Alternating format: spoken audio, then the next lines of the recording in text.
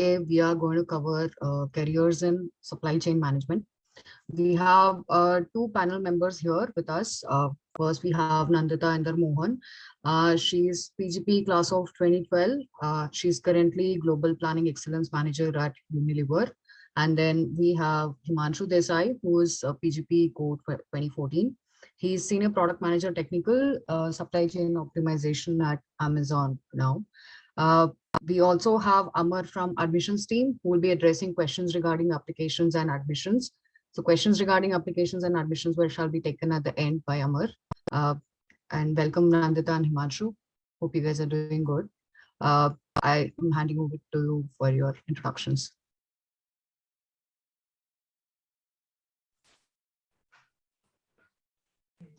Okay. Nandita can go first. Yeah. So good evening, everyone, and it's great to connect. Am I audible? You are? Yes.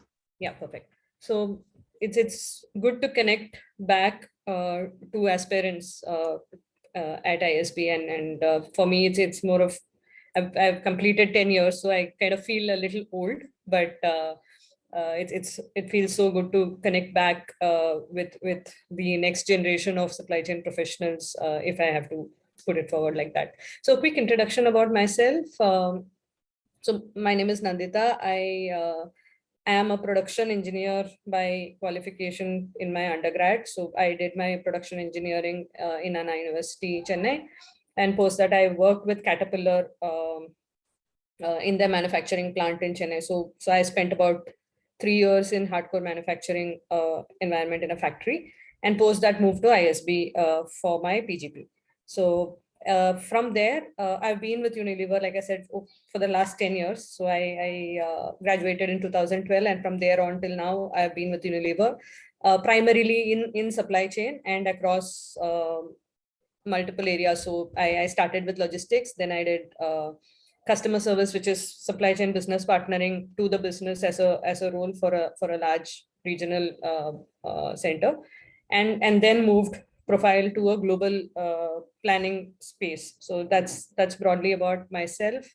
I'm married, and I have a 8-year-old son. So that's a little bit about myself from a personal front. Looking forward to this session as such. Thanks, Nandita. Himanshu can go next. Hello, everyone. Really nice and excited to have the session. Just wanted to have a quick brief background about me so that folks can associate, okay, how the journey has transpired for me. So I'm a chemical engineer by training. I was also a production engineer like Nandita, but I was working in an oil and gas sector. I was working in a state-run oil refinery, Mangalore Refinery and Petrochemicals. And I worked there for around 4 years as a production engineer. Then joined ISB. I graduated in 2014 and joined Amazon out then as part of the Operations Leadership Development Program.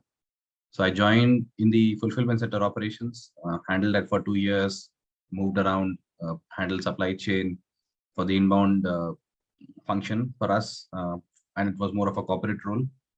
And post doing or donning a few hats on the, I would say, pure supply chain and logistics front, I thought, okay, let me shift gears and start working on the technology side of it. So I moved to the supply chain optimization technologies division. It's a pure play tech division which builds products for automating Amazon's supply chain worldwide. So I've been with this team for close to about 3 years now. And like what we do is helps Amazon to operate at a scale. So basically, it's not very far away from supply chain. It's just that it's a different hat you have to wear. It's also a technical hat. So all through in Amazon since I graduated and still loving the domain of supply chain. On personal front, I'm married. My wife is also from ISB, 2013 batch, and 2 kids. Good to know that. Thanks for sharing the story. So we'll start with some questions. So first, we have some questions which are related to your life at ISB and how it was.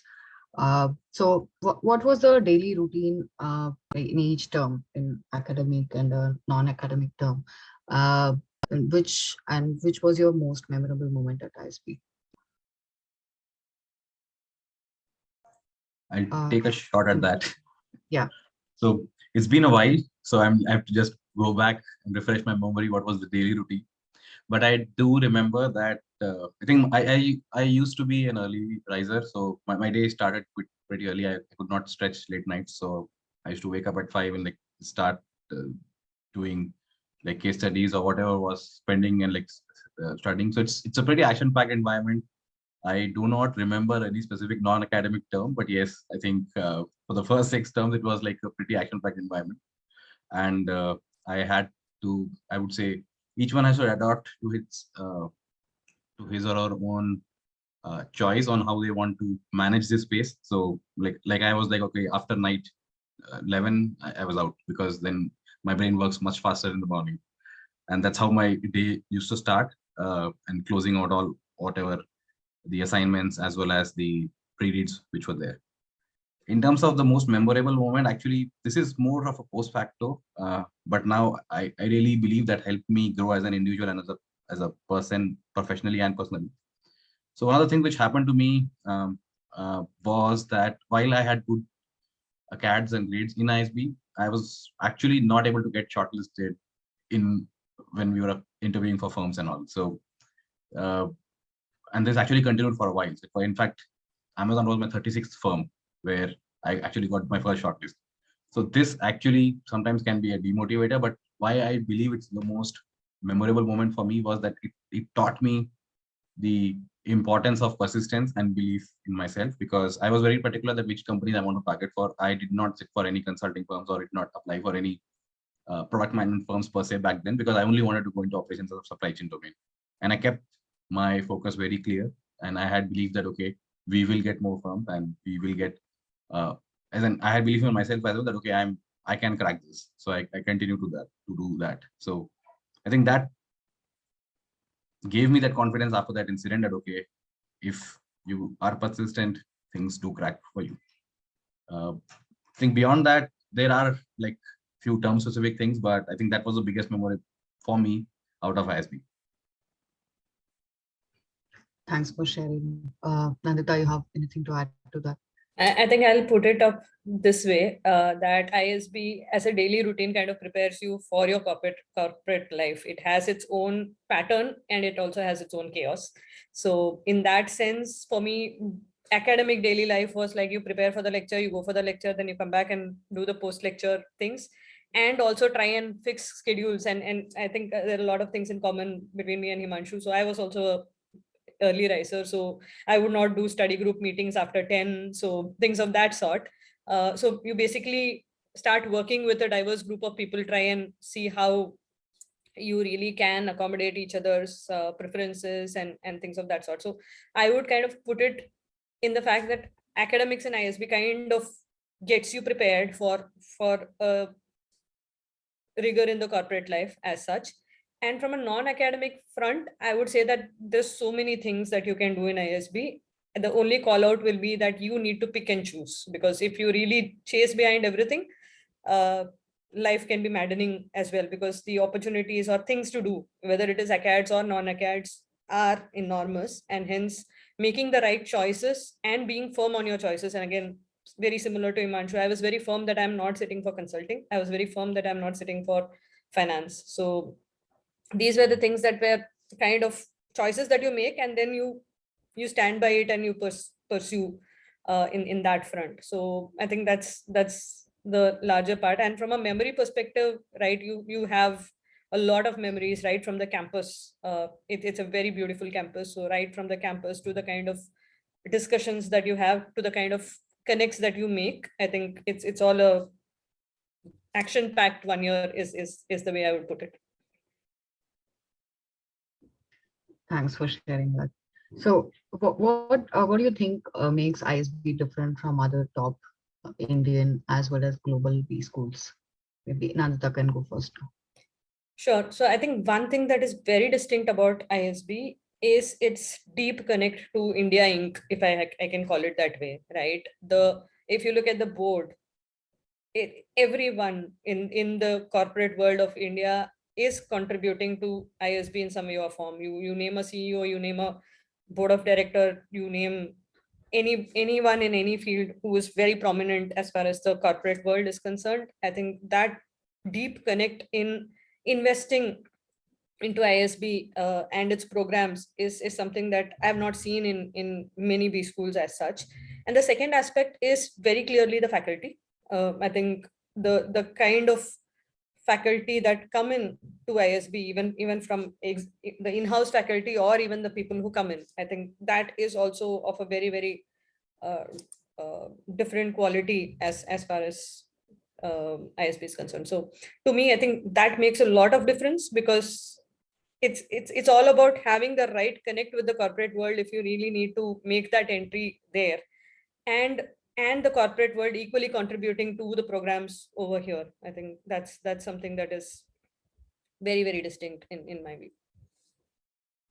Thanks. Do you have anything to add to that, Himanshu?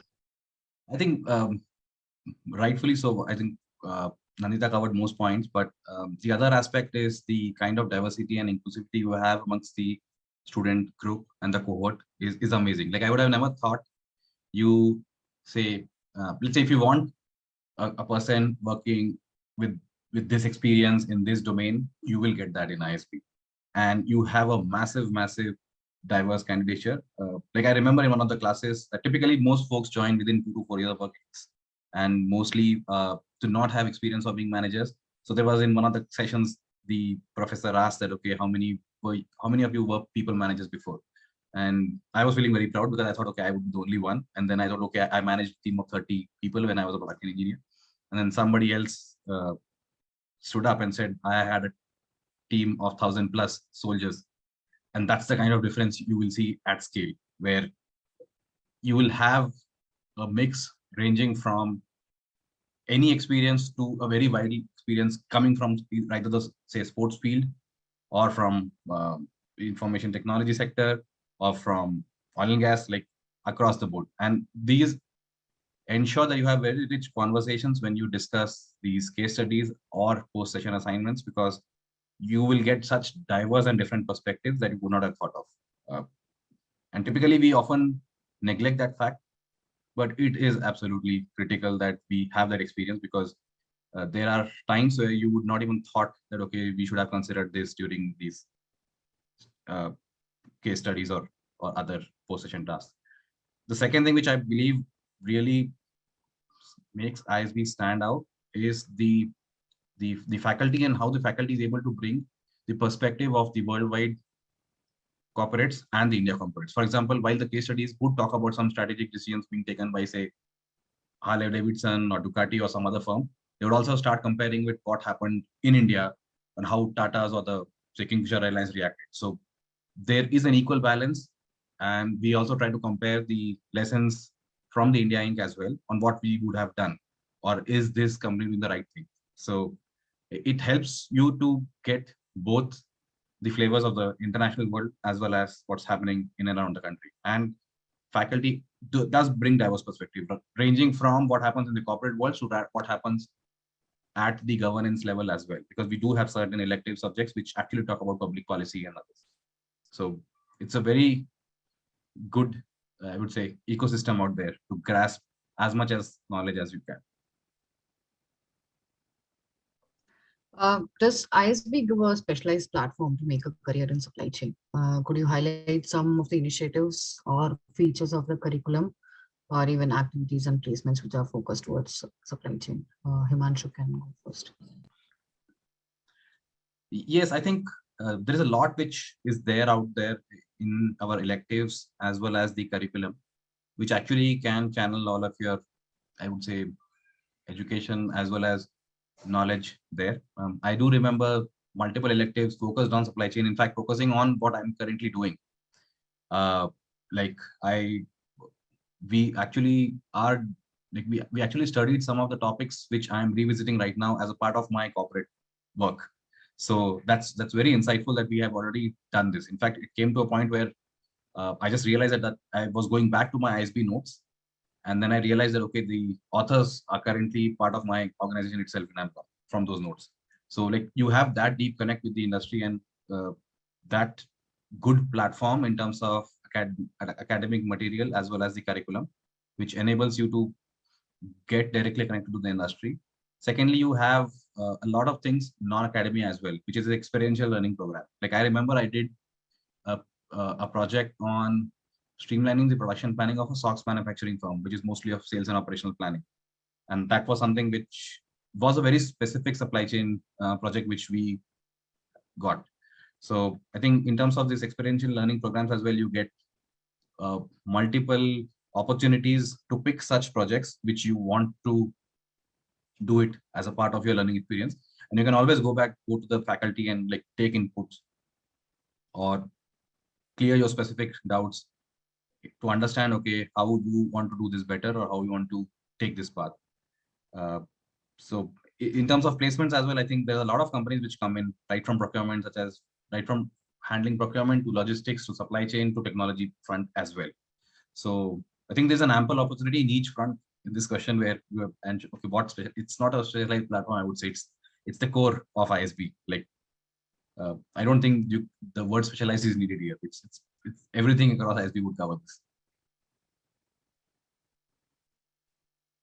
Nandita, do you have anything to add to that? I think I would just put two perspectives. One is, again, now that I'm an old timer, way back in 2012, operations as a specialization was something that was very, very rare. So if you look at people were pursuing strategy, people were pursuing finance, people were pursuing organization behavior and things of that sort. However, I think what is important from a supply chain perspective is for any professional to really understand supply chain. And like Himanshu said, supply chain is just not an insulated stream. Supply chain is core of business.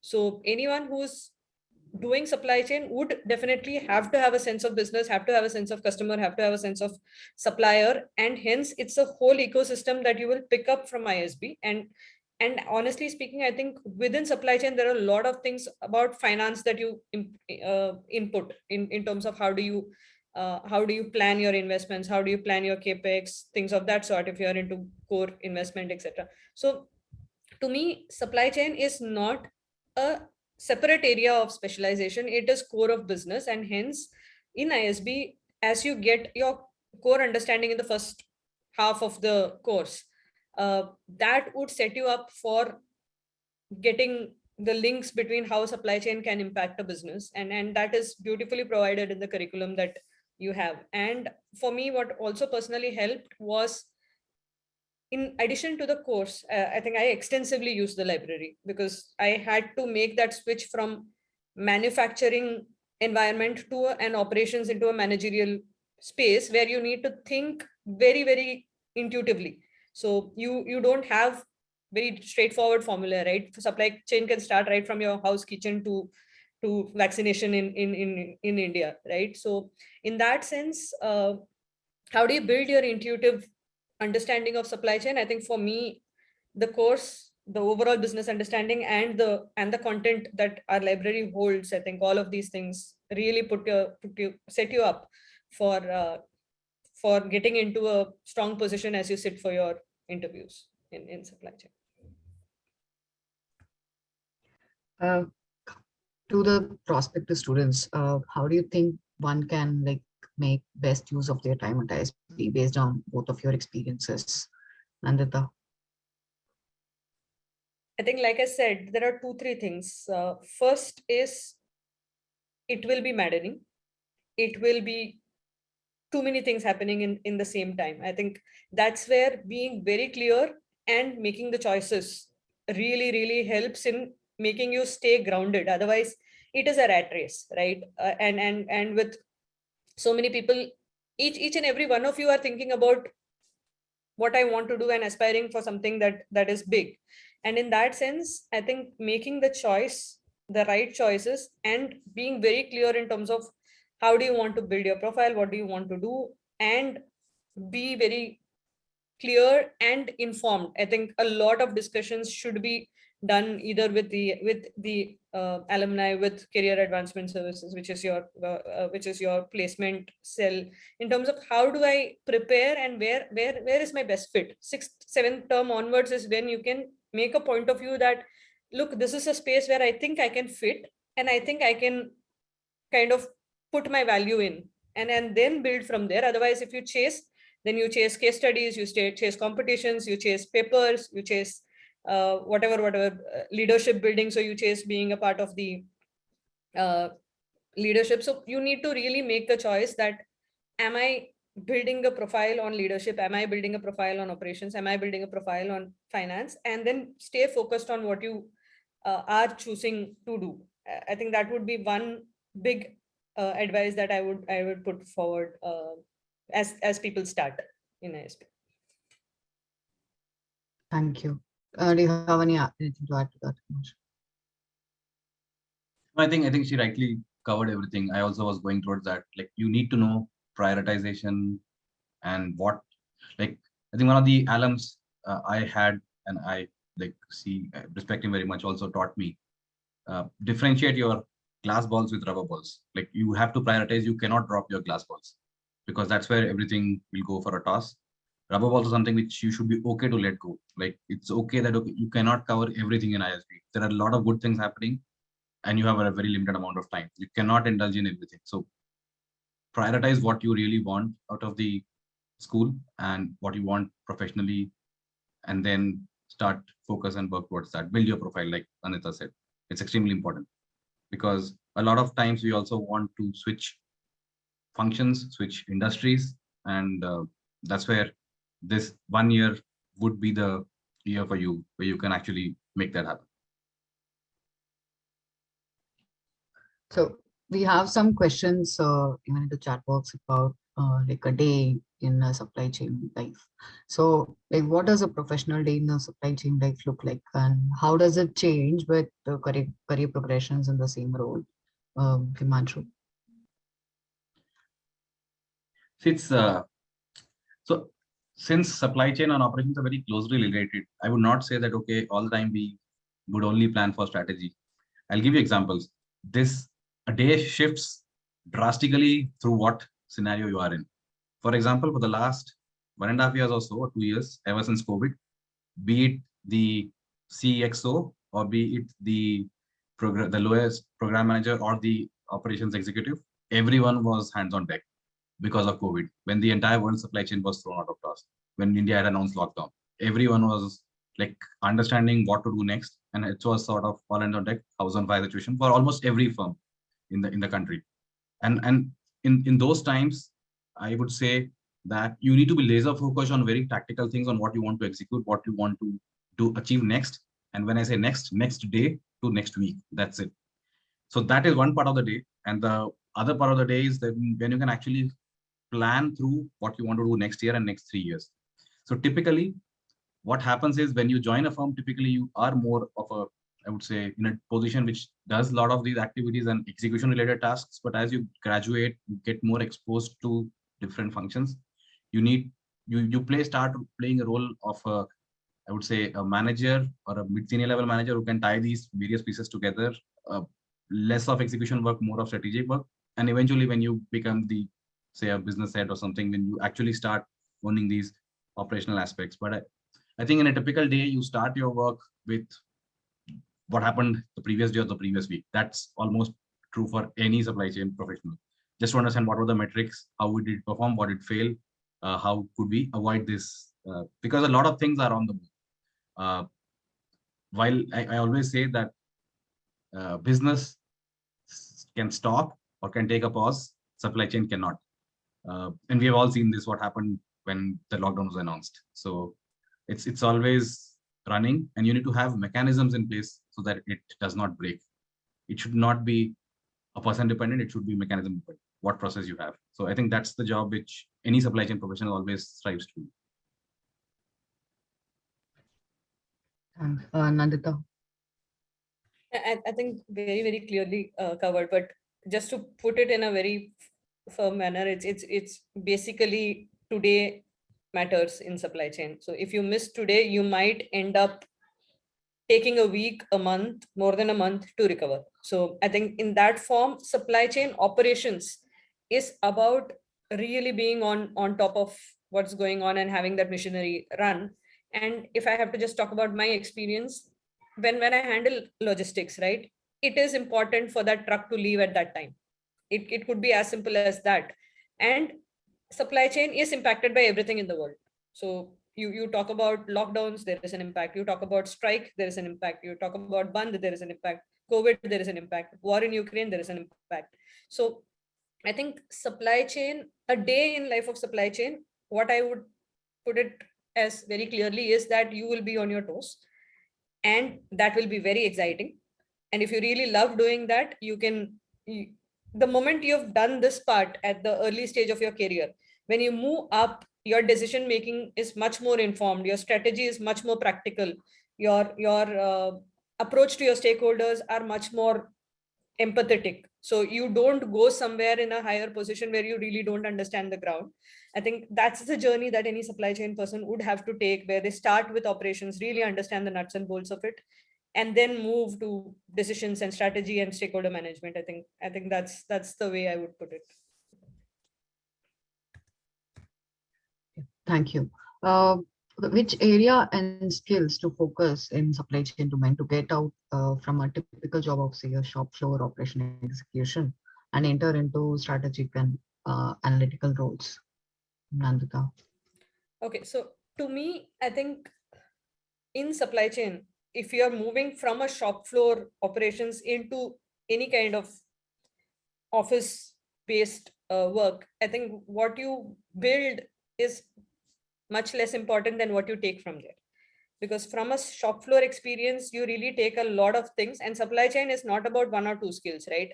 You can always say that supply chain has a lot of data. Now that is a data science, and that can also be done by someone who is not a supply chain professional per se, with an appreciation of supply chain. However, in supply chain, you need to have ability to negotiate, you need to have ability to take pressure, you need to have ability to understand the business, you need to have your ability to kind of be empathetic to the situation. There are certain things that would completely go out of your control. I think the dimensions are much more than what you really think as these are the 4 subjects that I need to study to become a supply chain professional. It's a journey, and as you take that journey, there are a lot of things that you pick from your existing profile. So for example, for me, a big learning that I took from my factory environment was how do you really approach people. So when I moved from a factory to a warehouse operations, it was not difficult. So how do you make that connect so that people listen to you, people trust you? So supply chain has a hard functional side to it and a very soft managerial side to it, and these two are something that you need to consciously kind of work on. And in most of your interviews, etc., right, people will also look at both these things. In your cases, there could be a scenario of how you really deal with a negotiation situation. So it could be multiple things. So there are no 4 subjects, and once you finish those 4 subjects, you are a supply chain professional. It's much larger than that, is what I would say. Himanshu. I think adding to that, like Nandita, they did bring out the point of how you approach people. I think one of the biggest learnings for me from my personal experience was that you need to have the ability to influence without authority, with data, with justification, being empathetic, or having those skills or these connections through whatever, I would say, whatever relationships you have developed over the course. Because a lot of times the supply chain are corporate roles. You do not have these vast teams. Operations are all most of the times field roles, and you have direct control on your teams and your outcomes. In supply chain, you have to tie these threads, influence each stakeholder, ensure that they deliver so that your truck dispatches on time. And as a supply chain individual, you are responsible and answerable to multiple other teams. I can just give you an example. Say, for example, I was in supply chain managing inbound, and my customer was my fulfillment center who expects a truck in time or truck to arrive on time. That truck was coming from, say, Unilever, and maybe Nanita was handling that, and there was slight delay in dispatch, which she would have got from something else. So it's a chain effect across the board. So the overall ecosystem supply chain also suffers. And then at the end of the day, you will be listening from the business teams. Okay, why was it delayed? You would be also listening from the FC folks. At the same time, you will also have to convince sometimes that, okay, this is a situation, can you extend or can you help solve this issue without having actual controls on these teams. So I think that actually is a is a skill which you should must develop, not just in supply chain. I think I believe in supply chain it's much more relevant, but across the board it really helps how you can negotiate with people and influence them um, with the right tool sets which you have, say data or some past learnings, and that's how you develop those skills. Okay. Next would be, are there options available to get into different companies other than supply chain specialization, say like business analytics and such? Himanshu. You can take that. So can you other options available to get into analytics? Yeah. So I think supply chain analytics is a very budding field right now. Like I cannot emphasize the importance of this because I myself am hiring multiple analysts right now and business intelligence engineers for supply chain optimization. Uh, See, like we just spoke about a few minutes ago, supply chain has to tie up all the pieces, and there's lots of data present. Now, how you comprehend the data in the right fashion is the job of this business intelligence engineer or the business analyst, who can actually help you go deeper into the problems and understand what went wrong where and how can you prevent it. Okay, they can highlight early indicators or early trends so that this does not result into a worse situation later on. So there are plenty of opportunities, and I do not think any company specific or any supply chain division actually works without data. Like almost everywhere we have data, and I think the complexity is different, which will change from say an industry to industry. But definitely, I think there are a lot of uh, opportunities in on the analytics side for supply chain. Do you have anything to add to that, Nandita? So it solely depends on where your heart is as far as supply chain is concerned, right? If you are really excited about data, you can make a career in data. If you're really excited about running operations and you get that day-to-day kick out of it, then that's a option that is always there. You can also do consulting with supply chain as your core, because a lot of avenues are there in that front as well. So I think supply chain, like we emphasize, it's not a very straightforward isolated field. It's something that opens you up to a lot of opportunities, and it depends if you want to really try all the three and say that no, look, my heart lies in analytics and I really want to do this big data work, and that is where I want to excel. I think there are avenues and opportunities in that front as well. Thanks. So what kind of roles can we expect immediately after graduation with respect to supply chain and optimization? And how much does prior work experience matter for these roles? It's my turn. Yeah. Okay, so as far as prior work experience is concerned, I think generally what happens is that if you are in the 3 to 4 year bracket of experience and you've been able to make a good profile, the type of roles that open up are something like your leadership development programs, which are essentially something where they look for your aptitude more than their experience. They look for your ability to learn more than your experience, and then you are basically that young raw talent going into that organization, and then they kind of groom you into that leadership program as such. So in my case it was a semi leadership program, I would say, because I had work experience, and Unilever also picks up freshers in outside institutes, and they do a 12-month training, and mine was 6 months. But then they really take you in with that raw talent that you have. So in those cases, really your previous experience don't make a very big impact there, and it also depends on the kind of competition you have in your profile, etc. All of that is there, but you can definitely make that switch. However, if you're coming in with 7 to 8 years or 9 years, like you invested a decade in IT, there the switch could possibly be slightly difficult. You will definitely make a switch, say from a technical role to a managerial or a strategic role, but you might not be able to make a diametric function switch. So you might switch your areas within the pillar, but you might not be able to switch beyond. So I think that's how things were working, if I have to put it in those terms. Yes, Um, I think rightfully put. I think typically the supply chain roles which come up are at, say, entry junior managerial level, or these leadership development programs where you get attached to a particular domain or a work stream, and then you continue there in that organization.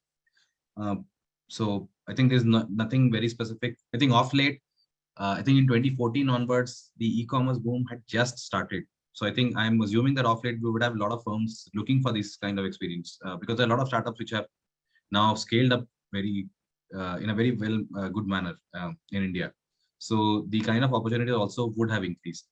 I'm not sure if there are specific supply chain related job openings as well, but I would not be surprised, because we do need, each firm needs those raw talent where they can mold and uh, latch on to the energy of a fresher who just joins after graduation. And when I say fresher, just after graduation, not the, like that, the prior experience does matter. So see, prior experience actually uh, will matter only in the case of what Nandita said, the competition in your profile, because at times what happens, it's not about the interview process and what goes out, but if I were to shortlist from a resume of 100 or 200 resumes, what are the ones which I can associate very quickly to understand, okay, can this person do a supply chain job, or does this person has those transferable skills from his previous work experience?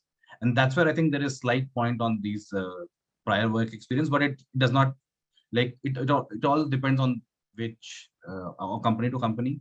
There's nothing specific written that, okay, no, you cannot be an IT professional before and now you cannot join supply chain. Uh, like I can give you examples from my company. We have had, like, my peers and colleagues are from uh, linguistics background, music background, abroad. Okay, from India, we still have, like, my manager is an ISB alum, joined from McKinsey as a consulting and then in supply chain. So it's not like people do not make switch. That is possible. It's just that uh, if you have a pool of, say, 30, 40 candidates, at times prior experience, or I would say, like, not prior experience, but those transferable skill sets, such as if you have worked in shop floor, if you have worked in production, if you have worked in areas where we actually run those businesses, it does help, because sometimes we do feel that, okay, the learning curve would be faster, or the ramp up would be faster for such a candidate.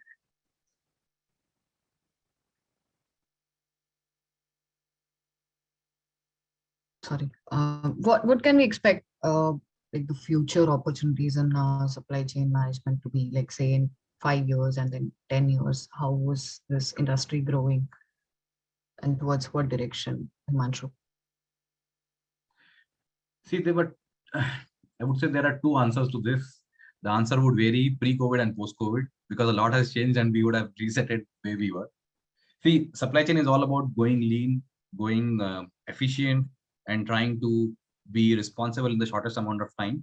And of course, with all this, you have to be efficient, design your processes efficiently, and future also was going towards that. Uh, and of course, in mature markets as well as in India also, there's a lot of focus on scalability and optimization, where tech comes in. So at least in my field and from my experience of the last 8+ years, I think technology is now started playing a pivotal role in supply chain in terms of how you can scale businesses, because it offers you the leverage of scale, do more with less, and that's why technology helps. And wherever you have repetitive, reproducible decisions, technology helps. So there's more focus on automating supply chain components to say, okay, how can you make better decisions in procurement? How can you make better decisions in negotiations or contracts? Uh, what can we do to optimize this part of the route, truck routing or something else? So that's one piece. Second is, like I spoke about, being efficient and being faster in responsiveness. Uh, Post-COVID, we have seen tectonic shifts in how we operate. Now we have started actually going the other way around. Okay, can we stock more, or how can we prepare ourselves better? Because there are multiple things which happen, right? We also have these buns. We also have these like sudden strikes, which we have not anticipated for. How do you respond to it better? There are currently strikes, and this also varies by state. So there are some strikes in some states, some cities, which impacts your supply chain. So the second big thing is, how can you react faster to such, uh, I would say, disturbances in the supply chain, and how can you, and this even scales because now we are a more interconnected world. Rising COVID cases in Shanghai has impacted the entire world supply chain because the port got closed. chip shortages worldwide had impacted the availability of laptops, mobile phones in India. So I think there has been a lot of tectonic shifts in responsiveness. So I think the next 10 years would mostly, in my opinion, be focused on technology in supply chain, as well as how are we better prepared, and how do we make ourselves um, bounce back faster and have redundancies in supply chain, so that we know that, not redundancy, I would say, as I'm missing that word, but resilience. Supply chain resilience is very important right now. Thanks. Nandita, do you have anything to add to that? Just a very small aspect, right? 5 to 10 years down the line, if you're looking at the situation right now, right? All of us have moved in some way or form to the way we used to purchase, to the way we used to uh, expect as a customer, right? So till now it was always that, okay, if I want a car, earlier the customer was willing to wait for 5 months to book a car and buy it. Now it became, you go to a showroom and buy it. It's automobile. Now similarly, I want grocery in 10 minutes at home. Now the expectation has changed. And for the next 5 to 10 years, with the boom that we have seen in e-com and the boom that is continuing, because COVID did really boost that sector as such. And if you look at supply chain, I think supply chain impacts business in all forms, right? You have to have the right customer service, which impacts your turnover. You really have to operate with the right levels of inventory, which impacts your balance sheet. You really have to operate with the right cost structure, which impacts again your profitability. Now, in addition to technology, I think there's one aspect of supply chain which is making businesses viable through supply chain, because the biggest bottleneck in the industry today is viability of some of these businesses, because they are right now churning this customer experience at a cost. And how do you really bring that down? How do you really make the experience at a viable cost and a viable efficiency is going to be the problem statement for a good 5-10 years from now. And that's where I think supply chain professionals would play a very strong role in businesses to kind of deliver that customer experience and viability. Thank you. The next and the last question, which is related to supply chain role, is that what are the roles and expectations of, say, military veterans in a similar profile? Nandita. I think one aspect that we have seen, and again, every class had someone that we've always looked up from the services, the defense services, right? It could be someone from the Navy, it could be someone from the Army. So what I've seen is that people from the defense background are already wired to run operations. So in that sense, there is a definite pull for people like that, because they come in with a very strong operations mindset, which is way higher as far as the standard is concerned from a ordinary man, right? There you cannot go wrong as far as the operations are concerned. It's still fine. You miss a truck, that's fine. You just have to answer people, but then that's a very different wiring that they come in with. And in operations, and I can also say that we had a lot of people moving into Amazon, Google, etc., where I think this wiring of operations and the kind of leadership quality that they bring in, it's a very strong mix. And I don't see a reason why people from a defense background will really need to work differently to get into operations and supply chain. It's something that is there in their DNA. I think I rightfully agree with Nandita. I think there are a lot of military veterans in Amazon across functions in operations and supply chain. And I think these skills are I would say, by design in them. And in fact, we learn a lot from them, how they have operated, how they ran their operations, because like you can't miss a truck getting delayed for food supplies to a unit, right? Similarly, the kind of discipline and the rigor it is needed in supply chain. I think there's no shying away from that. Like I can't like say we are late because of XYZ reason, because you need to have that discipline so that the team and the engine runs. And I think that is naturally there. So I think the skill sets are already there. It's just that how do you polish and hone those skill sets, and that's where you take those courses at ISB to understand those concepts in depth, understand okay how you manage inventory, what are the, I would say, rationales behind this decision making, which helps you, I would say, polish the already existing experience which you had. Thanks for answering all these questions. Next, we'll go into some profile related questions. So first one would be, how difficult would it be for someone with no supply chain background to, in the past, to crack a good job in supply chain post MBA? Himanshu. See, like I said, I think the experience part is something which we can keep aside. I think you do not worry about that. Like look for transferable skills, which is the most important part. I would, then when I recruit or when I was seeing most of the recruitment happening at ISB or even now, I always check for that because not everyone would have the same kind of experience which the recruiter would exactly want for. So what are the transferable skills? For example, I personally put a lot of emphasis on discipline, influencing with the authority. Are you empathetic to your customers? Do you show those signs or spikes in your profile or resumes? Or do you have enough sufficient examples where you could react to a situation quickly? Can you remain calm under stress? Can you stretch when needed? So I think those are the pointers which I really look at, and that can be also from say a software developer who actually has these different examples.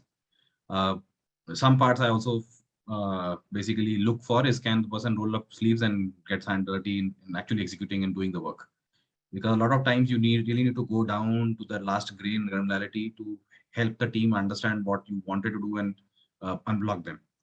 So there is not such specific requirement that okay, you need to have supply chain, you need to have a supply chain background. Like I said, I was a oil and gas engineer, which is a very different field. It's not even manufacturing operations. Manufacturing operation is still closer to supply chain. Oil and gas is a very different field. But I still made it. And like, yes, it was not, I would say, a direct supply chain job. It was eventually a transition from warehouse operations to there. But warehouse, if you still consider warehouse as one entity within the supply chain leg, it was part of that. So eventually you will graduate. If you have your calling, you will eventually find ways to move towards that. Like we have had people from consulting joining supply chain and thriving and doing very well as well. So I think mostly it is transferable skills which I can think of. Nandita, do you have anything to add? I think fully echo that part, right? One is you cannot now go back and change your experience. So there's no point worrying about it at this point.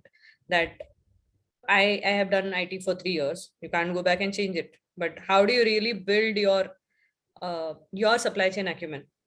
So people, and how do you really write that to your employer when you are putting your statement of purpose or whatever in the process of recruitment? How do you really bring that out in your profile? And there it is important, because when someone skims through 200 profiles, if you just talk about your IT, you really are not going to catch attention.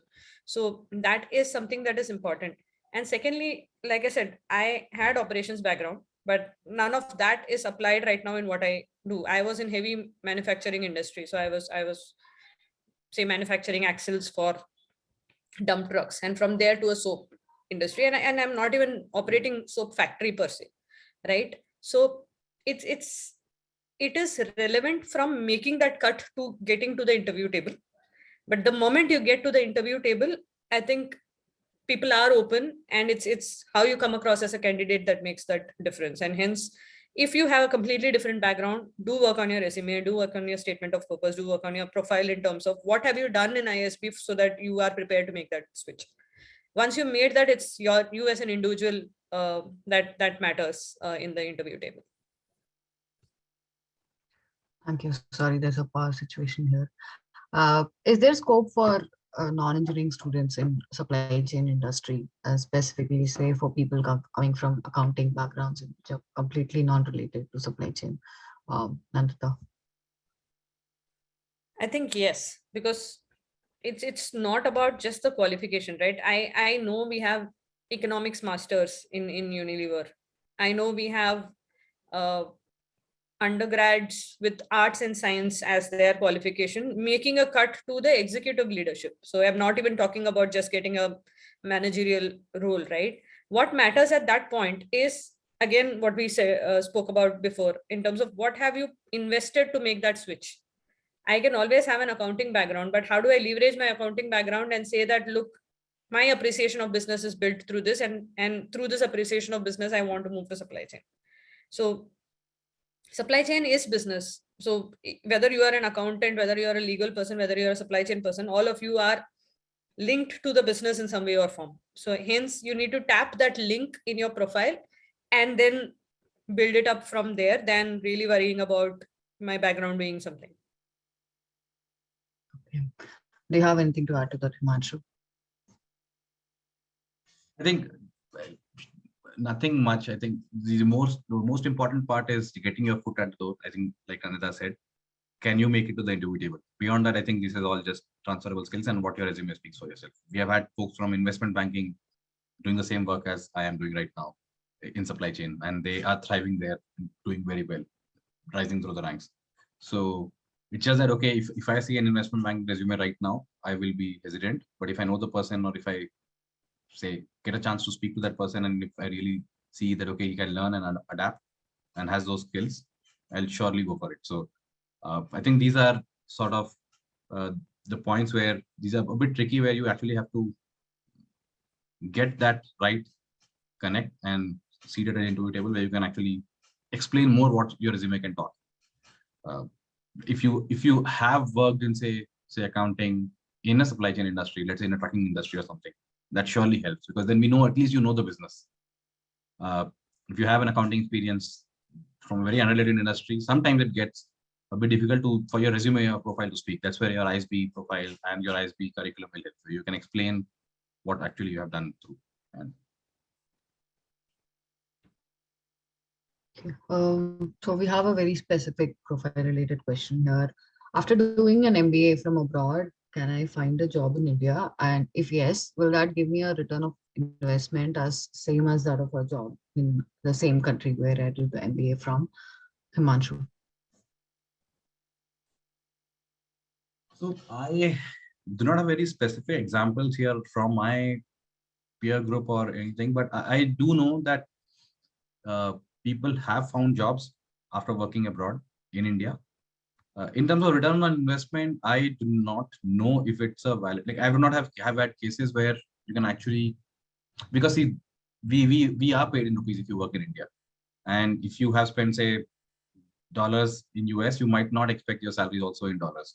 And that's why if you compare rupee to rupee, the return on investment is very different if you graduate from an Indian B school versus a US B school or a EU B school, unless you are on scholarship there. So I am not very confirm. I do not have very sufficient data points to state that, okay, the return on investment is same as a job in the same country. I would prefer that it might be better chances if you work in the same country. But doing MBA from abroad and job in India is possible. It's just that, can you get a job as a fresher? I think you will have to, I would say, reach out to some of your colleagues or some of your contacts to get that done, because typically Indian firms, at least on the fresher MBA profiles, hire directly from campuses, and they have like other recruitment methods where if you are from a foreign university, sometimes they have separate processes. So like if you have some target specific firms, you should actually go to their websites and careers and like talk to some of the folks who are working there to know more details.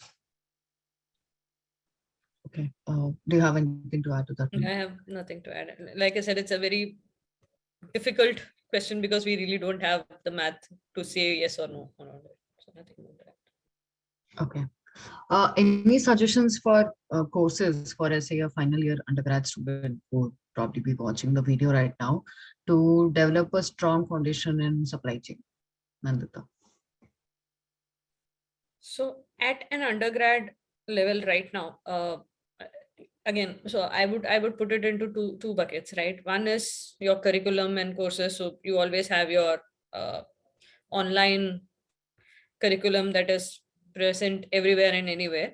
However, at a stage of being a complete fresher, I would recommend the person really doesn't get into just one part or one field, because at this point you might be excited about consulting, tomorrow you might be excited about supply chain, day after tomorrow you might be excited about finance, and this happens with everyone, because at that stage you need to really assimilate what you want to do, and you are also not clear what you want to do. So in that front, I would still recommend that if you want to get into supply chain and you're clear about it, get into an organization that does supply chain, work there for 2-3 years, see if you really, that's where your heart lies. And then from there, I think doing courses is the easiest part of learning supply chain, right? But being able to appreciate that comes from the ground. So any day, a person who has that ground experience, even for that matter, if you are an IT professional and you have done a supply chain unlock for an NGO, would speak for you much more than doing a certification course, just to add it to a profile. Obviously certification helps, but the weightage is much better, and for yourself also it is much better if you had the ground experience as such. Do you have anything to add to that, Himanshu? I agree with what Nandita said. I think first you have to find your calling, what you really want to do. Like at least in my final year, I always wanted to become an oil and gas engineer. That was my goal all through the engineering. So I never thought I land here. And then when I landed through like in Amazon through operations and supply chain, I realized, okay, my inclination is more towards the technology side of it. And then I slowly drifted towards that. So it's a process of evolution, which you all will go through. Final year of undergraduate college is way too early to determine what you want to achieve at the end of your career. Next, we have some admission related questions. How to build a profile while balancing a full-time rigorous working schedule to say compensate for a weak academic score, or say a GMAT score? Himanshu. I think keeping the academic score part aside, I think what like we briefly discussed in the beginning in one of the questions is what we are looking for is diversity. What have you done in your role, even if it's a full-time, very rigorous working schedule? What are those spikes in your work experience which I can find and understand? Okay, this is something which is new. This candidate has demonstrated multiple times a particular skill and has negotiated those blockers very well.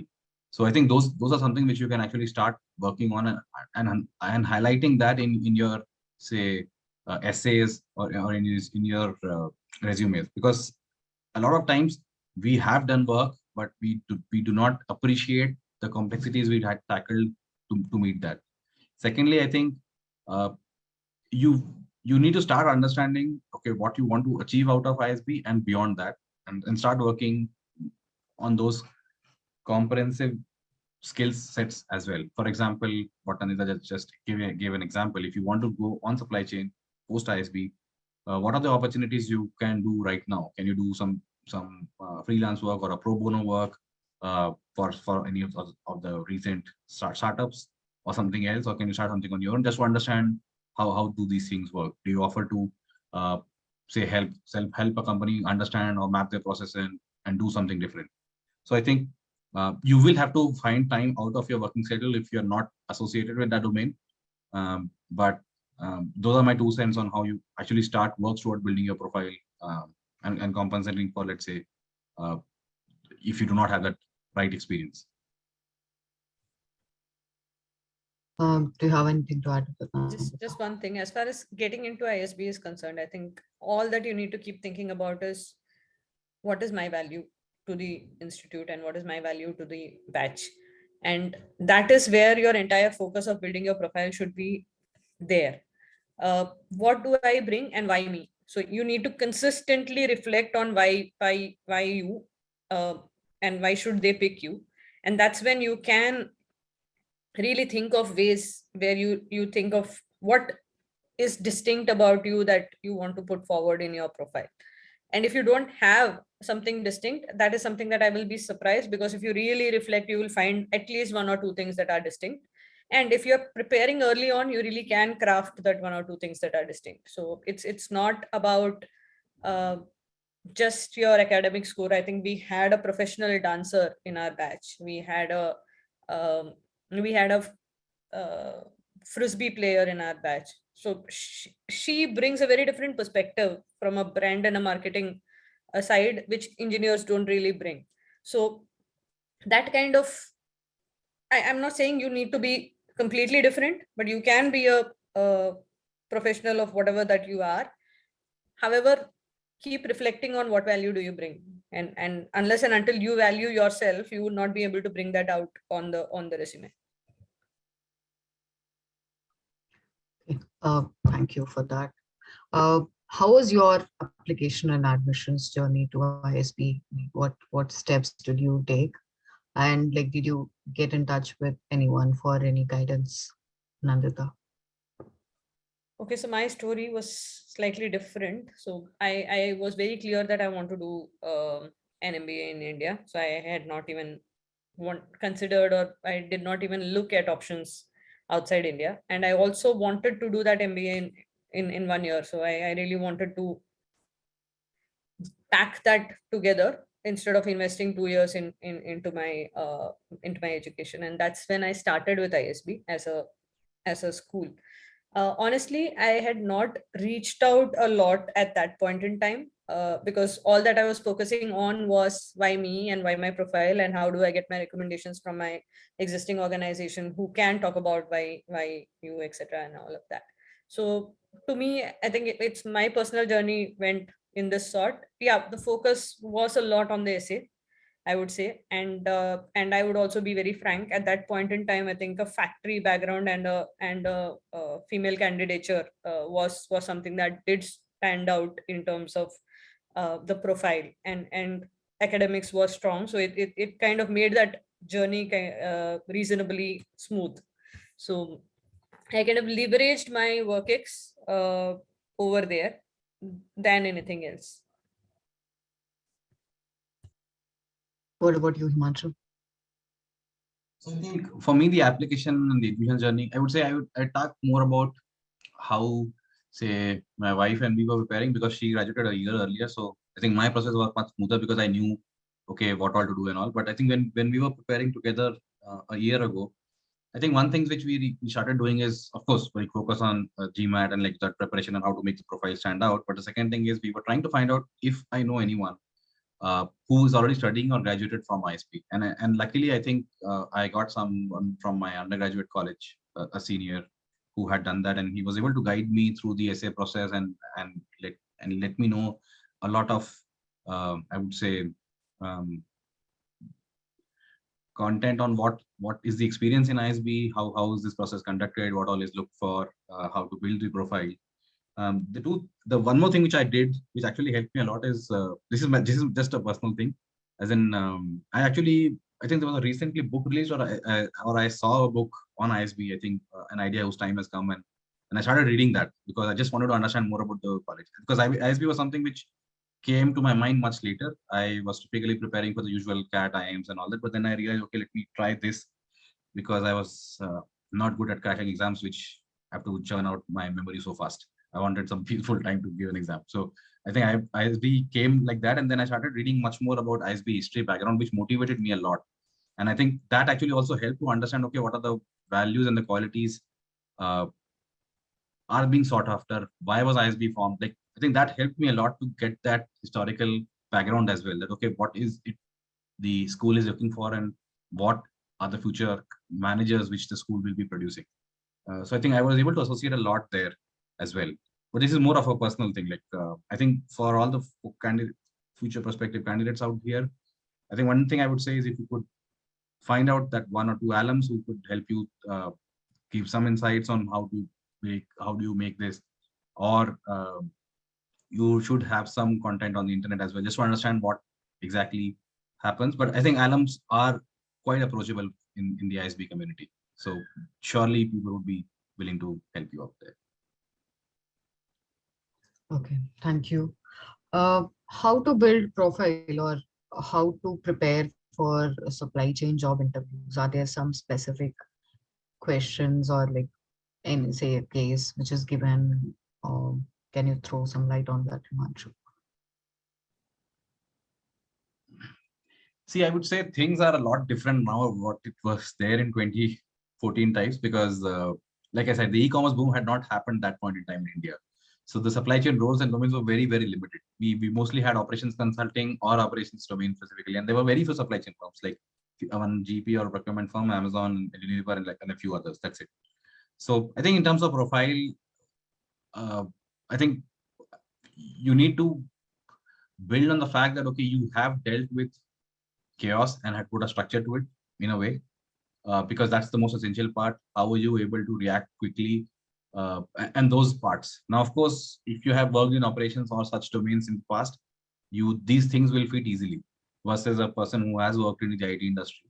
But let's say even if you work in the IT industry but have consulted, or one of your clients was in operations or a supply chain domain, that actually helps, because then you can fit those pieces that, okay, the client or someone was facing this problem and how you help solve it.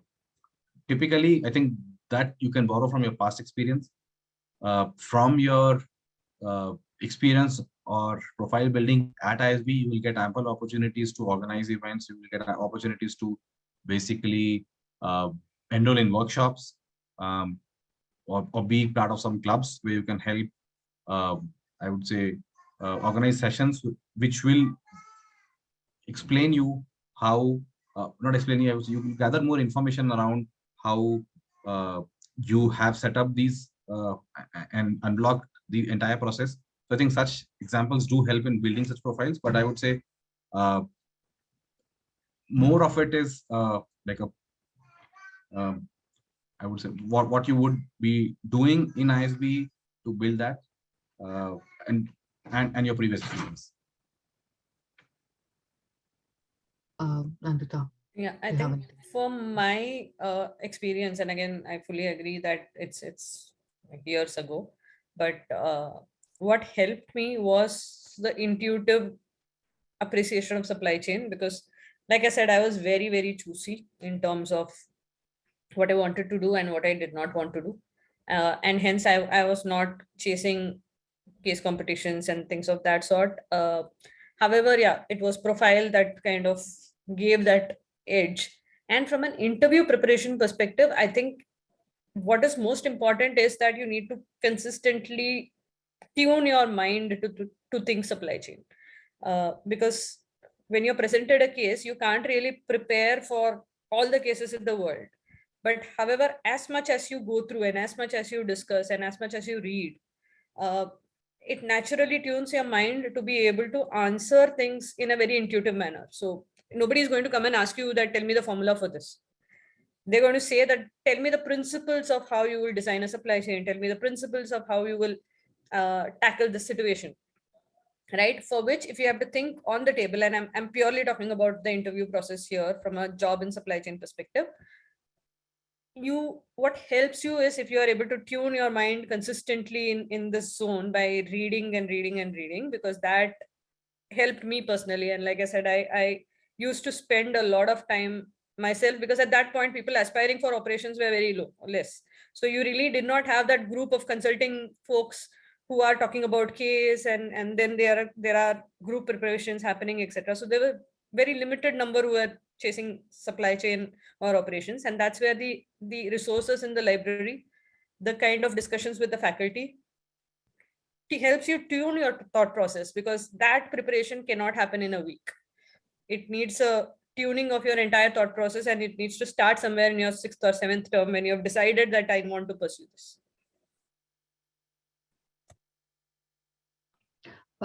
How can like a candidate structure their essays and go about writing a strong application? Nandita. I think you need to value yourself, and you need to have the points that you think are creating that impact. See, a language, a flow, etc., is something that you can always get a structure from. You can always look up for essays that people have written, etc., and you can always pick those examples and try and start building a similar flow or a similar language and all of that. That to me is secondary, and it can be done without too much of efforts. What is primary is, what about you are you going to talk about, because this is a make or break scenario for you. So you really need to bring out the best about your life in that essay. and how reflecting back, and that would need a lot of reflection, honestly, so that you might think about 10 different things, but then later on you'll say, okay, Chuck, I need to talk about these one or two things that I want to really explain in my essays. So I would say more than the structure, the language, and things of that sort, it's a content that really makes a big difference as far as essays are concerned. Yeah, Himanshu, how did you go about like structuring your No, essay? I think I completely agree with Nandana. I think the most important part which we miss out always is what we have done and is it appreciative enough. And for that, I think one technique which I follow, which has helped me a lot, is I always go to a person who is not at all associated with my field of work, and I ask them to, okay, this is what I have done. Tell me what is interesting to you, because a lot of times we take things for granted, but that might be standing out for somebody else, which actually has helped me multiple times, because we do not appreciate, because for us it was a normal routine work or something which was like a small win, but for others this would have been like a big win or something which could stand out. So always, like, once you prepare all of your achievements or all of your work which you have done, do have a third party perspective to understand, okay, is there something worthwhile, or what is the spikiness you are seeing in this? Because sometimes you might see, okay, this is not something I've done much, but people do calling it out that this was a very hard problem and you should do include it. So focus on a lot on what you want to write and what you have achieved, and then you can make efforts on the structure and how you want to portray this in a 250 or a 300 word essay. Okay. Are extracurriculars required for getting into the PGP course? What are your thoughts about it? And like, what was your profile like in terms of extracurriculars, Himanshu? I am normal person. I am not having much extracurricular parts as well. Like, I know I was quite good at quizzing, and I started multiple quizzes in college and all at one point in time. But I, as in, I'm a pretty normal person. No extracurriculars or co-curriculars as such.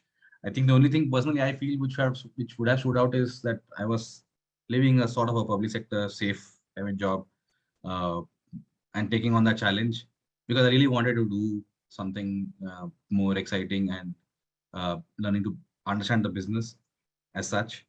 Uh, and typically, we don't get that many folks from, say, oil and gas in the sector. So maybe that would have been the angle that, okay, I have that operations domain as well, because back in time, operations was not that sought out for or supply chain as such. But I don't think that, like, yes, co-curricular, extracurriculars do make you stand out, but it's not the make or break thing. Like, if I look back, I am not, like, all through I've been a very normal, average person. Sorry. What about you, Nandita?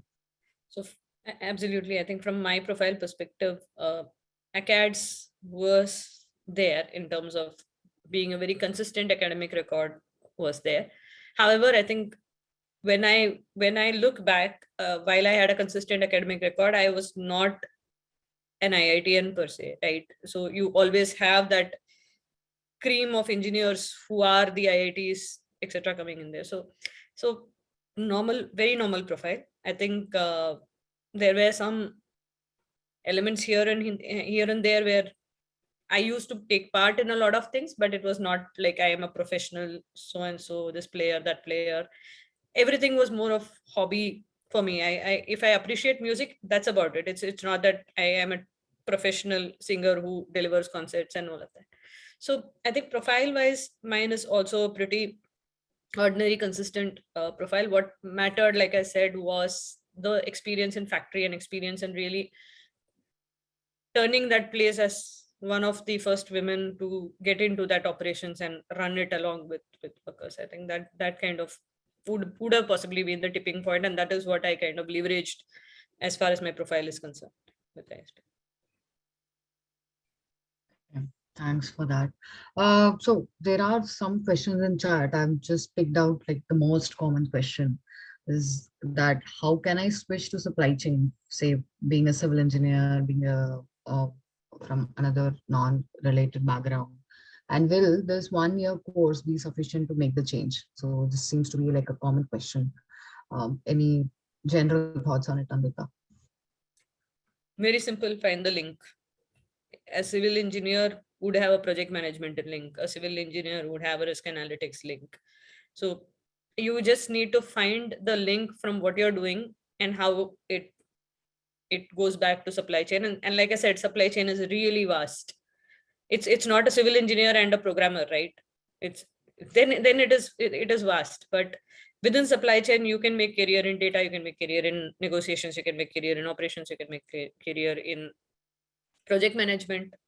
So it's a very vast field, and my only input would be that anyone who is looking to switch, find that link from your current profile. You will definitely find one, if not more, and from there try and build. As I said, see, 1 year program is going to be intense, and this 1 year program kind of gives you an avenue to make that switch.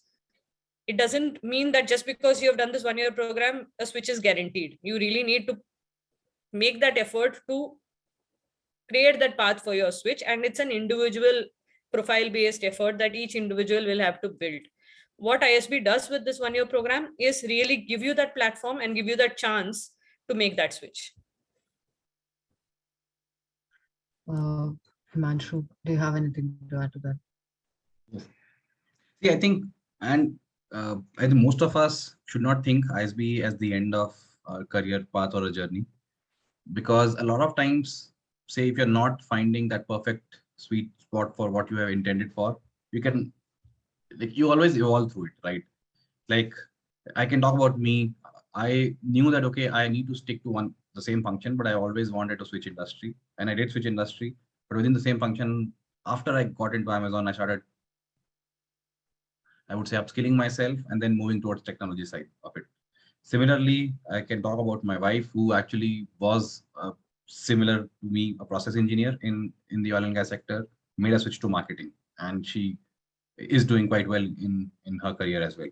So it also is an evolution that not immediately after an ISB you might find that perfect role for you, but you have those skills. ISB will actually develop you enough and give you ample opportunities and, I would say, confidence and capabilities, which will help you in your corporate career to basically thrive. So within your own firm as well, after ISB, you can actually make those switches if you have that calling that, okay, I really want to do supply chain management and be rising through the ranks in this field.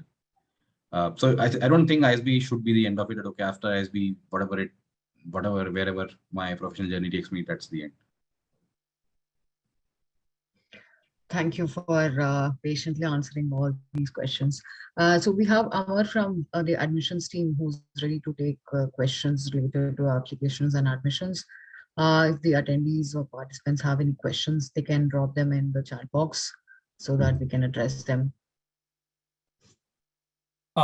Firstly, thank you, Nandita and Himanshu, for giving your time and attending our event today on careers in supply chain. And Anjana, thank you for hosting today's session. It's lovely having you today. And as Anjana said, I will be taking questions regarding the applications and admissions, if you have any, for ISB. And I thank my guest for today. And if they wish, they could take an exit. Thank you for having you guys today. So have a lovely day. Thank you, Ma. Thank you. Thank you. Thanks, everyone. Good luck. Bye. Take care. Thank you. Thank you. So yes, students, if you have any questions, please put it on the chat and I'm happy to take those questions for you.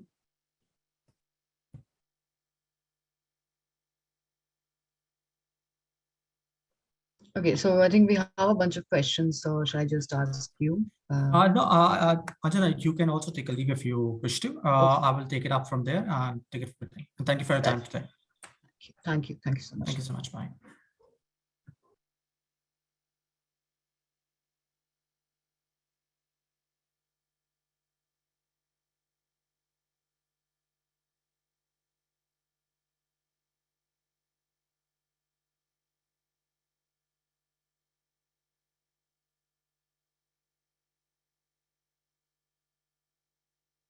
So guys, what we can do is you can just raise your hand and I can just unmute you and I can take the question directly from you guys.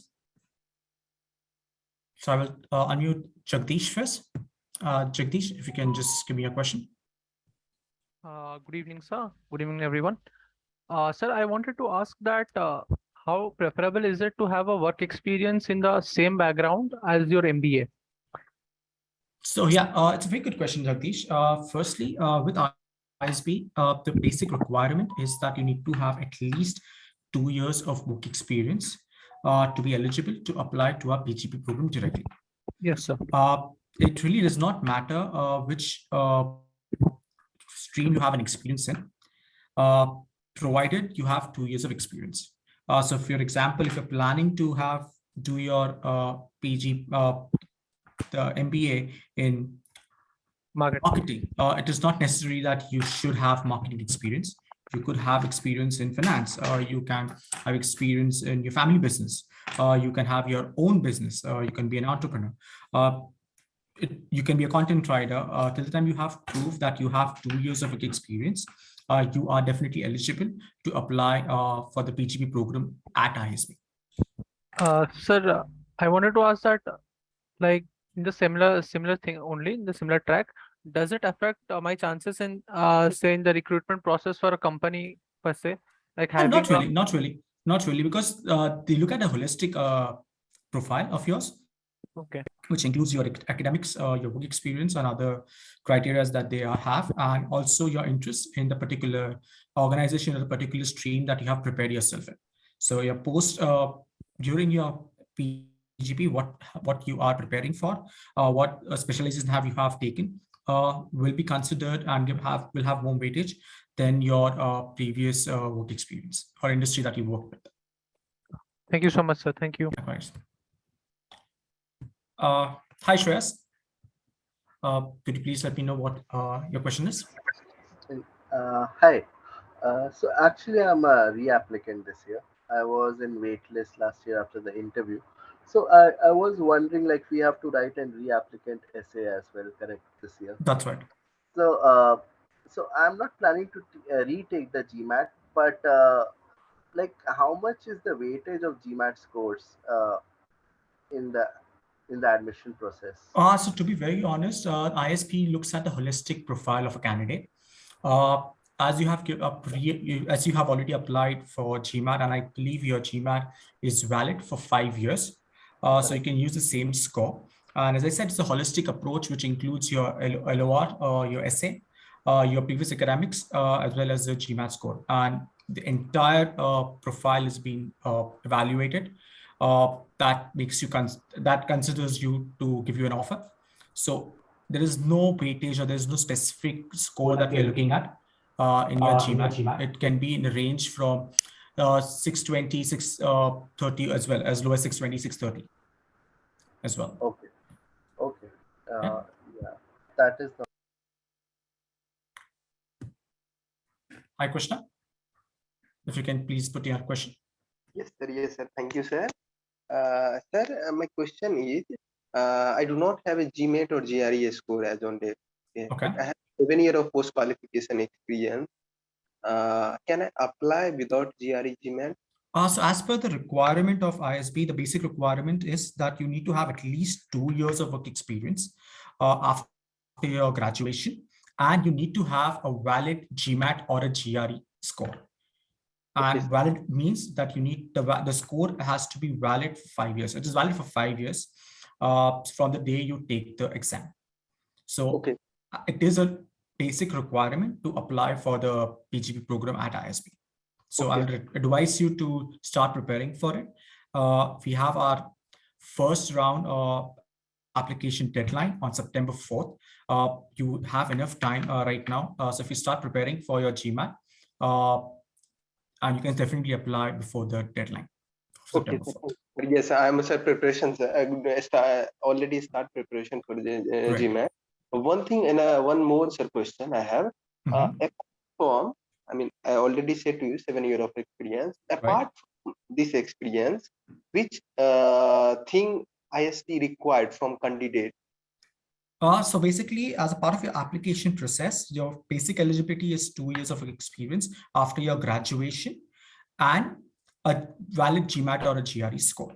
Yes. Apart from that, during your application process, you will require to have 2 essays that needs to be written and a letter of recommendation from your boss or someone who knows you well in the last 6 months will be essential. Plus your academic score in your graduation. Okay. Yes, these all things are, I mean, not, yeah, everyone have. But apart from this, which type of job profile ISB is? It is not necessary. We have a diverse background, and ISB is known to have students from diverse backgrounds in their classes. So you could be an engineer, you could have your entrepreneurship, as I was talking, you can be having your family business that you have work with. We have students in the past who have been dancers, sports personalities. We have people from army, forces. So we have a diverse classroom, and we always been looking for diverse candidates. So there is nothing specific that we look for. Okay, sir. Any certification, any of the thing, how much they give weightage in admission? It definitely creates weightage on your profile when you apply, because we definitely look at students with knowledge.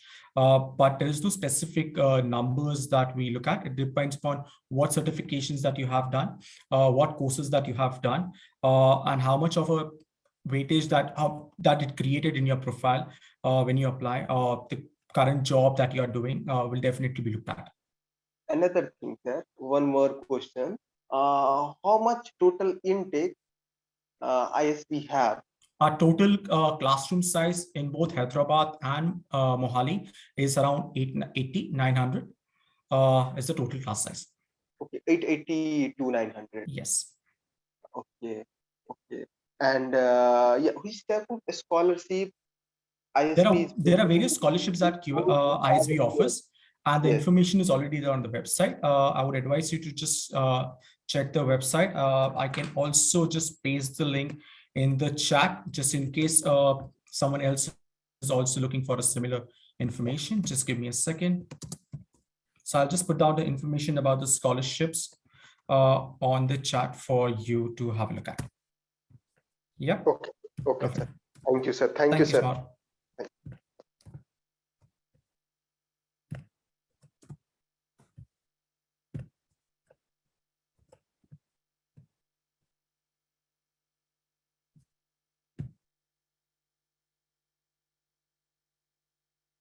Sorry, anyone else who has questions?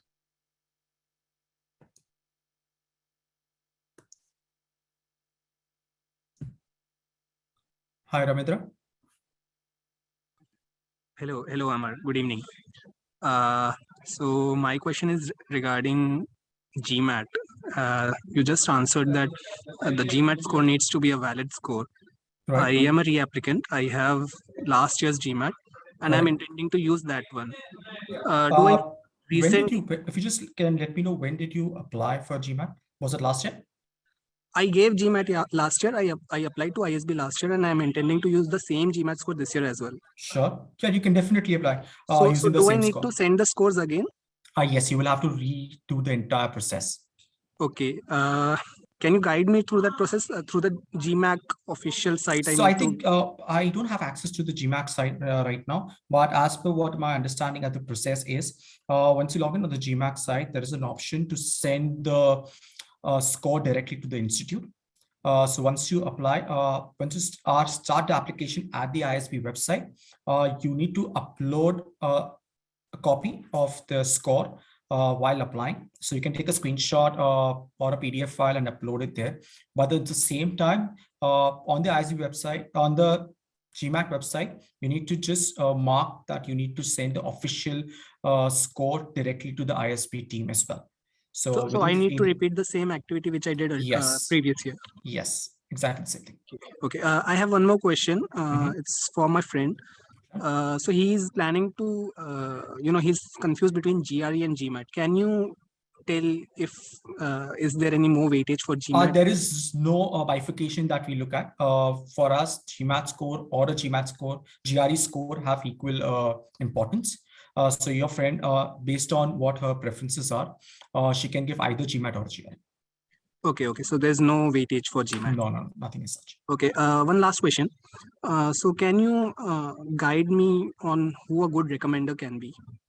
Someone who knows you very well from the last 6 months.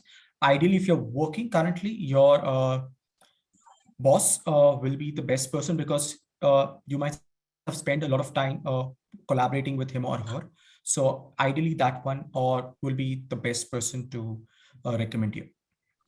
Okay, okay. Okay, thanks for answering the questions. No problem.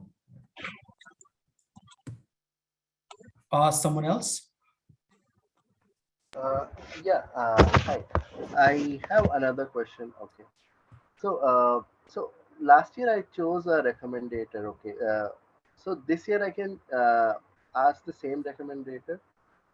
If you think that that person will know you better than anyone else, and you have interacted with him or her quite often in the last 6 months, definitely can use the same person. Okay, okay. And I have one last question. Like Sure. since you are already at ISB, this is one question which I think you will know better. Like what makes ISB different or better than the other business schools? I'm Like sorry, can you according to repeat you? the question again? I really missed it Yeah, out. yeah. So I wanted to like what according to you makes ISB better than the other business school? To be very honest, there are a lot of reasons why ISB is known to be better than a lot of other business schools, be it in India or globally. The first thing which comes to my mind is its global collaboration. The experience that candidate gets at ISB because of its faculties, the internationally recognized faculties, and a global exposure that ISB offers to its students. It has a world-class campus, and it's not just me who's talking about it. FT rankings, Financial Times rankings 2022 rates ISB as the #1 business school in India, fourth top business school in Asia, and 44th top global school internationally. Okay.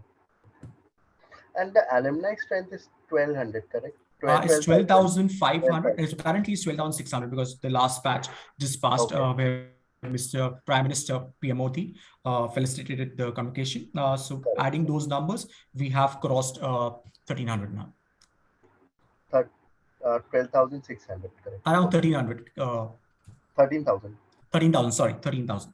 Okay. Okay. Yeah. Thanks. No. Thanks a lot. No worries. Sir, can I ask one more question? Yes, Krishna. Yeah, sir. Which is it possible to request ISB for application fee waiver? It all depends. So as when you apply for the application process, we have scholarships available in 3 segments. First is while you're applying, before your application is submitted, it is a merit-based or a need-based scholarship that we offer to candidates. The second is during your course or during the post-graduation program that you take at ISB. And the third one is after you complete your degree. So yes, definitely there is an option and you can definitely put your interest when you start your application for a merit-based or a need-based scholarship.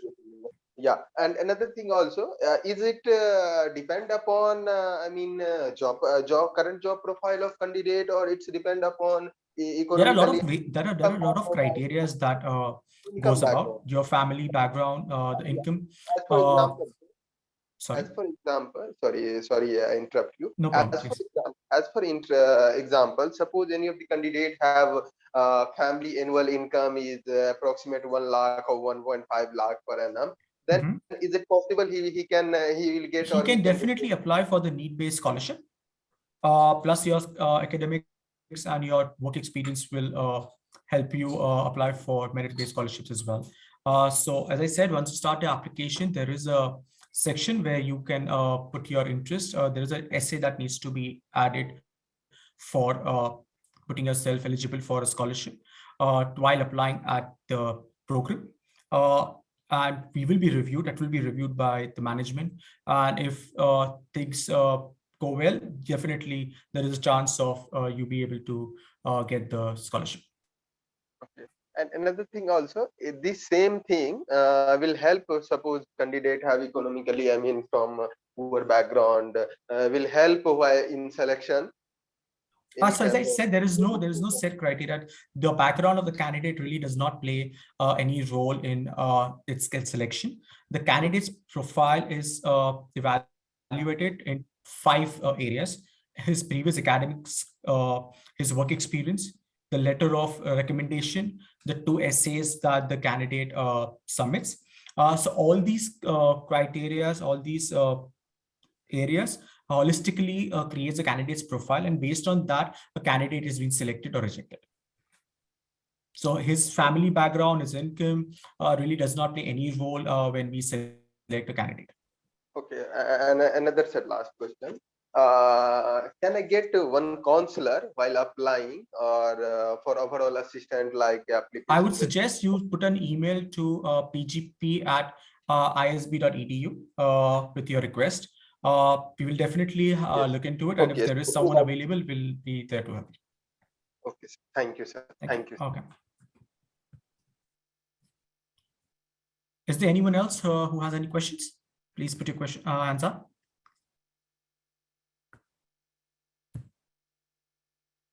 Hi, Bhagwat.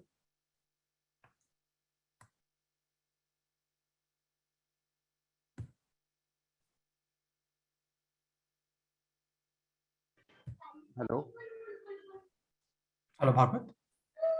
Yes, sir. Thank you for giving me chance. My question is, I'm a mechanical engineer with 8 years of experience, currently working in MNC.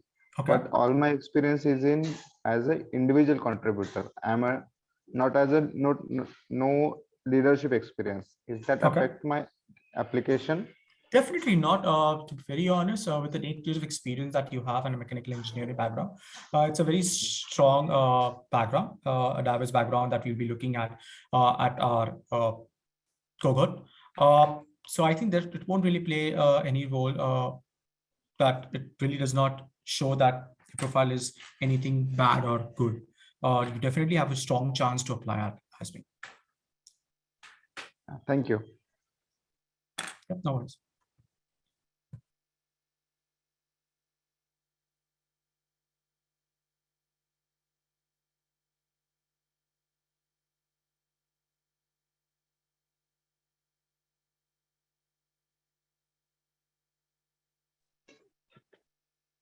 Hi, sir. Am I audible? Yes, Samir, you can. Please. Thanks for giving me the opportunity. Actually, I have 3 questions. Okay. One is like, do everybody who apply for this PGP programs get shortlisted for interview, or is there some cutoff for interview? I'm sorry. Can you repeat that question? Do everyone who apply for PGP program get a chance for interview, or else there is some cutoff for the interview? So every candidate who applies for the ISB program, ISB PGP program, the candidate profiles are reviewed, and based on the review, the candidate is either accepted for an interview or rejected. Fine, got it. And like second one is like out of the this, you told that 800 candidates are there for Hyderabad and Mohali campus, right? Yes. So I just wanted to know, like, what is the acceptance rate of like all the candidates who are applying? There is no. Jamil, to answer your question, we cannot divulge the acceptance rate because it also depends upon the kind of profiles we are getting, right? So what happens is, let's say if you're talking about 880, 900 candidates for both Hyderabad and Mohali combined, you can understand roughly that around 650 candidates will be in Hyderabad and 250 will be in Mohali. This is the kind of batch we have in both the campuses. But there is no certain cutoff and there is no certain criteria of how much the cutoff is going to be, right? It depends upon the pool of applications in that particular round. Let's say, for example, there are 10 candidates, all of them have an experience of, let's say, more than 8 years, and one of the candidates applies in that round, he has an experience of 2 years. Of course, his application in that pool becomes a little bit weaker, right? So this is the kind of criteria. It's about a holistic profile, as Amar also mentioned earlier. So there is no certain pattern or criteria for how we select the candidates. Yes.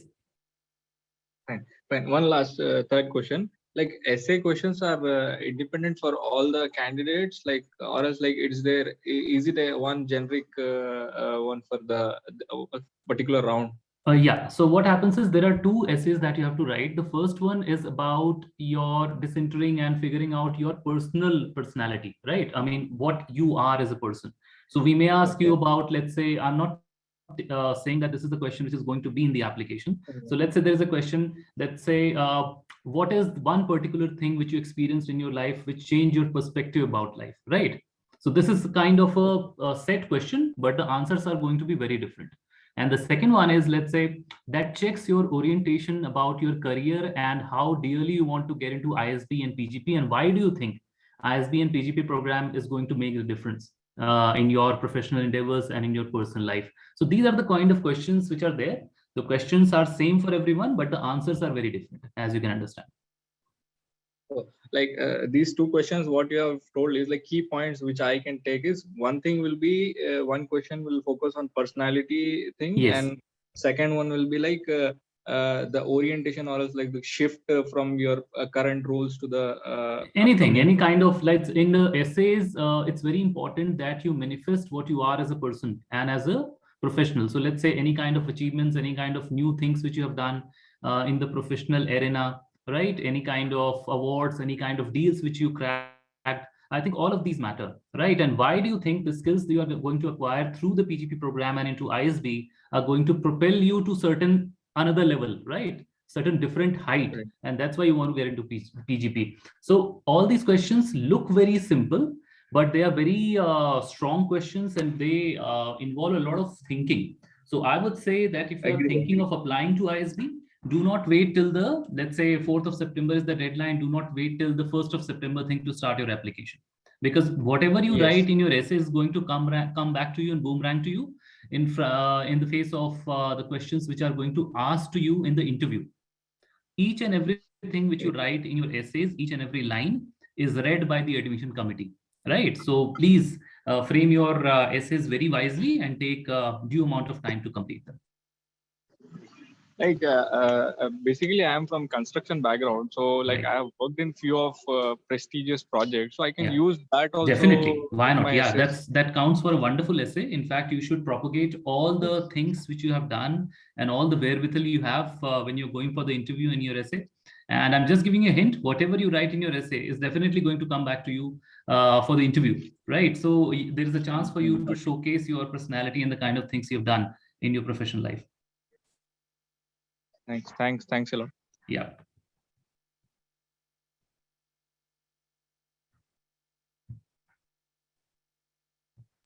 Hi, Nandan. Hello, hi, sir. Thank you. Good evening. Thank you for giving me the opportunity, sir. So actually, I have 7 years of work experience in automobile sector of R&D. So I am preparing for GMAT now, but I am a bit confused because after MBA, there are going to be so much opportunities. But just tell me one thing, whether I should be clear at this stage only, during preparation stage only, whether I should go for marketing, consultancy or project management like that. Based on that understanding only, I should prepare, I should build my profile. I think it's actually something that you will be able to answer more than anyone else, what your interest lies in. So you need to ask this question to yourself, what career growth or career direction that you want to go to. Is it marketing? Is it finance, operations, supply chain, entrepreneurship? So that's something that you will have to figure out yourself. ISB definitely will help you groom and learn the basics and grow as a professional and give you the connections through its strong alumni network and the faculties that we have. But which stream do you want to take your career forward? That's something that you will have to figure out yourself, and that will be reflected into the essays that you submit while applying at ISB and when you sit at the interviews as well. Okay, so could you please help me with some of the platforms which can help me to take the decision? I think there are a lot of platforms online. So I think a lot of platforms, a lot of forums that you can refer to that can give you an idea of what different fields have as the career growth and profiles that you can build at. To understand what a marketing profile really gives you, what a finance profile can give you, and what career goals are available there. So if that's something that you're interested in, definitely I would suggest going online and Googling it will be the better option. Okay. Also adding to your adding to what Amar said, Nandan, it's like also good to be coming with a clean slate, right? So you have a particular orientation that is very good. But what happens is, for the benefit of the students, we also organize these leadership series wherein we invite the top CEOs and CXOs. As you know, that ISB's very strong forte is its alumni network, right? So we have an alumni network of 13,500, out of which 550 are at the CXO and CEO levels. So for the benefit of the students and for more understanding of what that particular industry looks like and how the future is going to unfold, we invite those leaders to talk to the students, right? And there you can have even more information, the first-hand information coming from the who's who of the industry. And that also helps you making a decision, because let's say in our cohort, we have army majors coming with 22 years of experience going into a logistics company, right? Or there are beauty contest winners coming and they are heading the marketing division for a particular company. So once you sit with the cohort who are coming with their own experience of different backgrounds and different sectors, it also helps you to clear your own doubts. So don't worry, if you have clarity, that's very good. And if the clarity needs more clarity, I think that will be done by the kind of cohort that you have in the class and the kind of people that you're going to interact with. Certainly, sir, that's obvious that after getting into ISB, it would be easy and it would be easy to take a call. But before, I am asking you about while building the profile. Yeah. So as Amar said, a certain amount of clarity is required back, because that is something which you have to write in your essays also, which you have to basically speak out in the interview also, because they'll ask you, why do you want to do PGP, right? So there has to be a certain framework, certain kind of thought in your mind as to why do you want to do PGP, right? So that amount of clarity has to be there. Changing from one function to a different function or one industry to a different industry is all good to have. Okay. Yeah. Another one, sir, related to the letter of recommendations. Yeah. Sir, don't think that I would get a recommendation from my immediate boss or immediate manager. With the kind of culture it is. I know. So I understood your question. So what happens is, for how long you have been working in this current company of yours? Around last 4 years. 4 years. Okay. Yeah. So is there anybody in that company who can vouch for the kind of work that you have done apart from your immediate boss, who has seen you grow as a professional, who has seen what kind of work you've done? Yes, but I think they will be at my level only, sir, not my seniors. Okay. Look, what happens is, if it is not your immediate senior, there are seniors in other divisions or other teams also, right? Yes. So if they can even vouch for you and the kind of work you have done, they must have seen you grow as a professional. Then I think they can be wonderful recommenders. But I also suggest that before putting them as a recommender in your application and putting their email IDs, you always need to have a word with them, because they will need to have some kind of a time with them also to write your recommendation. Because when you submit those email IDs into your application, a link goes to them and they have to fill it themselves, right? So beforehand only have a word with them before you submit their email IDs to us. Okay. So is it possible, because I can get a good recommendation from a very senior people in my last organization. And I was working with 4 years back. No. Why I would say that? Because in the last 4 years, you have grown as a person, right? You are not the person you were there 4 years back. So let's say how many years of work experience do you have? 7 years. So probably your first company's boss is very fond of you, but his recommendation won't work at this point of time, right? Because we want somebody who knows you for the past 1 or 2 years, 6 months, that should do. But going to somebody 4 years back, I think that is not what I would advise you to do. But yes, if there is somebody in your team or in your company, anybody senior to you who can give a recommendation to you, you can take the recommendation from him. Okay, sure. Yes. Thank you, sir. Thank you very much for the words. Most welcome.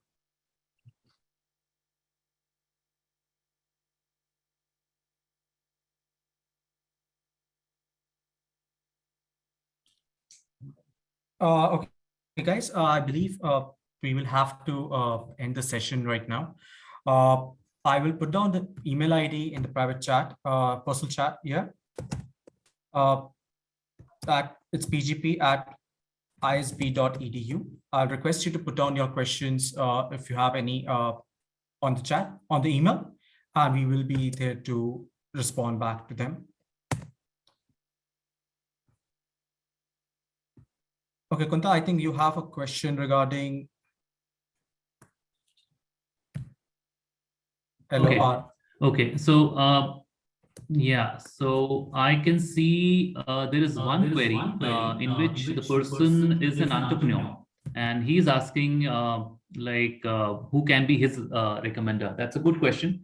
In fact, if you are an entrepreneur, obviously you cannot have a recommendation letter from any of your family members. That is out of question. So you can get your recommendation from anybody who is your client, who is your vendor, who can absolutely tell about what kind of work you're doing for your company and what kind of deals you have broken or where you have taken your company from at a very nascent stage. All that should be fine. So for an entrepreneur, a client or a vendor should be the recommender. If you, let's say, are a co-founder, then a recommendation from your co-founder also works. But I'm not sure if this is your family business or you've started with someone. So I think a client or a vendor should work fine with you.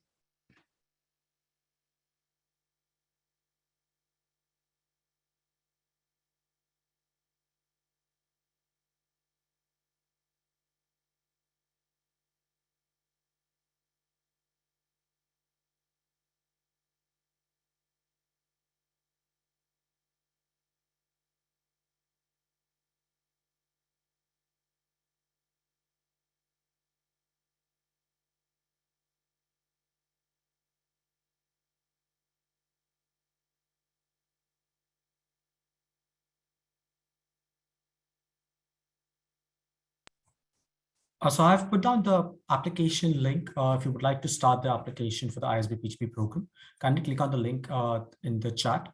And if you have any questions, you can definitely email us at pgp@isb.edu. We will keep having these kind of sessions in the near future as well. So keep an eye on to your email. And thank you for all the time that you have given us today. Thank you once again. Have a lovely day.